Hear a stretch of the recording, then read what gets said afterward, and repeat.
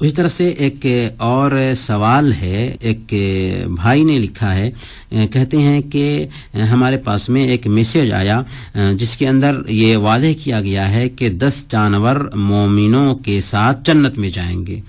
صالح علیہ السلام کی اونٹنی، ابراہیم علیہ السلام کا بچھڑا، اسماعیل علیہ السلام کا دمبا، موسیٰ علیہ السلام کی گائے، یونس علیہ السلام کی مچھلی، عزیز علیہ السلام کا گدھا، اسی طرح سے سلیمان علیہ السلام کی اونٹنی، سلیمان علیہ السلام کے زمانے کا ہدہد اور اصحاب کہف کا کتا، اور محمد صلی اللہ علیہ وسلم کی اونٹنی۔ ان 10 جانوروں کے بارے میں یہ کہا جاتا ہے کہ یہ جنت میں جائیں گے۔ کیا یہ بات صحیح ہے؟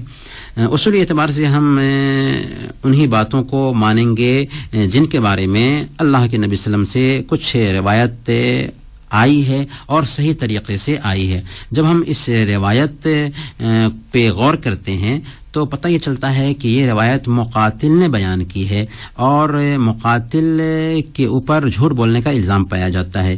ابن حبان نے اس کے بارے میں لکھا کہ وہ یہود و نصارہ کی کتابوں سے باتیں اخذ کیا کرتے تھے، اس لیے ہم اس روایت پر اعتماد نہیں کر سکتے۔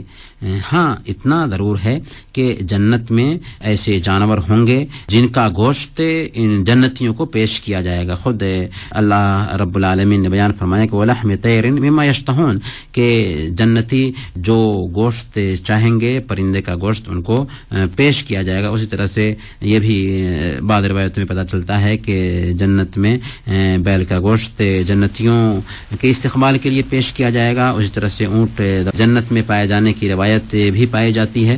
تو کہنے کا مطلب یہ ہے کہ یہ جو جانور ہیں جنت میں پائے جاتے ہیں، اپنی جگہ پر ہے، لیکن 10 جانوروں کے جنت میں جنت مومنوں کے ساتھ میں جانے کے حوالے سے کوئی صحیح روایت نہیں پائی جاتی۔